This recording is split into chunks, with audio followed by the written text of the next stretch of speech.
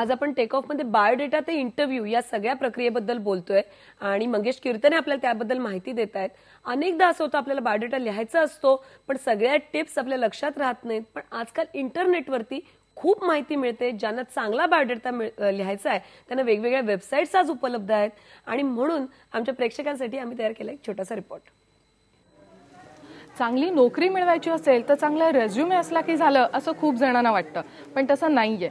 चांगला रेझ्युमे हा फक्त एक गेट पास असतो तुमचं चांगलं इम्प्रेशन पडण्यासाठी. पण मग रेझ्युमे नक्की तयार तरी कसा करायचा याचंच मार्गदर्शन करण्यासाठी तुम्हाला अनेक वेबसाईट्स उपलब्ध आहेत आणि त्याच्याचपैकी एक म्हणजे resume.com ही वेबसाईट. इथं तुमच्या माहितीसाठी अनेक रेडीमेड रेझ्युमे तयार आहेत जे बघून तुम्ही तुमचा बायोडेटा तयार करू शकता. व्हिडिओ जर्नलिस्ट संदीप पवारसह शची मराठे, IBN लोकमत, मुंबई. ही एक वेबसाईट आहे पण अशा अनेक वेबसाईट्स आहेत आणि कितीतरी HR कन्सल्टन्सच्या तिथे वेबसाईट्स आहेत. काही कन्सल्टन्सी सुद्धा मिळू शकते. आपल्यासोबत विक्रम थोरात आहेत. मी त्यांचा प्रश्न आधी घेतो. विक्रम, प्रश्न विचारू शकता. मॅडम, मी चार्टर्ड अकाउंटन्सी क्लिअर केली आता, पण मला 10वी आणि 12वीला लेस दॅन 45% मार्क्स होते आणि मी ग्रॅज्युएशनही क्लास इम्प्रुव्हमेंट करून केलेलं आहे. तर मला इन्व्हेस्टमेंट बँकिंग मध्ये जाण्याचं हे, तर माझं एज 28 आहे. तर रिझ्युमे बनवताना कसं हे करावं, कारण प्रेझेंटेशन जरा इंटरव्ह्यूच्या मनात हे नाही यायचं का की लेस दॅन 45 मार्क्स आहे, नंतर क्लास इम्प्रुव्हमेंट करून हे केलंय म्हणून.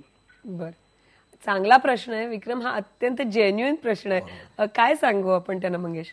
मला असं वाटतं की विक्रमनी किंवा विक्रम सारखे इतर जी काही व्यक्ती असतील की ज्यांना करिअरमध्ये कधीतरी करिअर ग्राफ थोडा खाली गेला आहे, परफॉर्मन्स एखाद्या परीक्षेमध्ये आणि महत्वाच्या एखाद्या परीक्षेमध्ये खाली गेला असेल तर ते हायलाईट करायची गरज नाही. तिथे पास क्लास असं लिहायला काही हरकत नाही.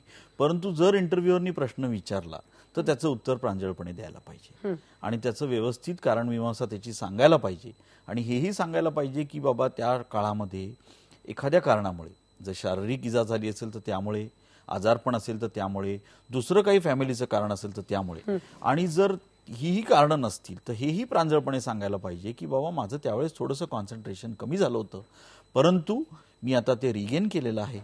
कारण त्यांनी चार्टर्ड अकाउंटन्सी पास केली म्हणजे त्यांना त्याच्यात बेसिक गती आहे.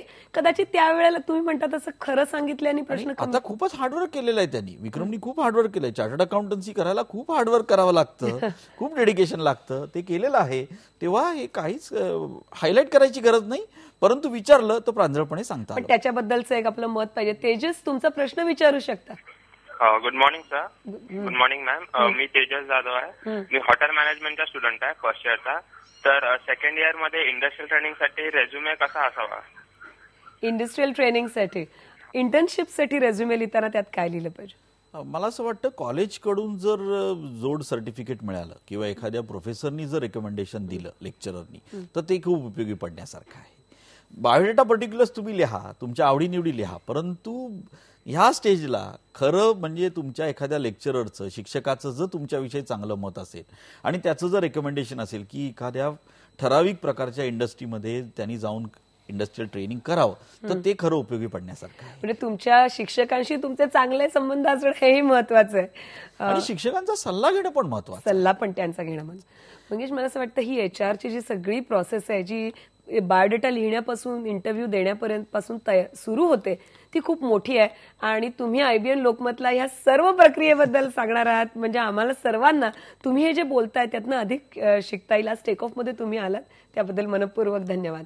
हा होता आजचा आपला टेक ऑफचा कार्यक्रम. हाच कार्यक्रम तुम्ही संध्याकाळी 6:30 वाजता बघू शकाल आणि तुम्हाला जर तुमच्या करिअर विषयक किंवा करिअर मधले इतर प्लॅनिंग विषयक काही प्रश्न असतील तर तुम्ही आम्हाला 02266899204 या क्रमांकावर कधी फोन करू शकता. हा जो कार्यक्रम आहे तो आमची वेबसाईट IBNlokmat.tv वरही अपलोड होईल आणि तिथूनही तो तुम्हाला पूर्ण कार्यक्रम बघता येईल.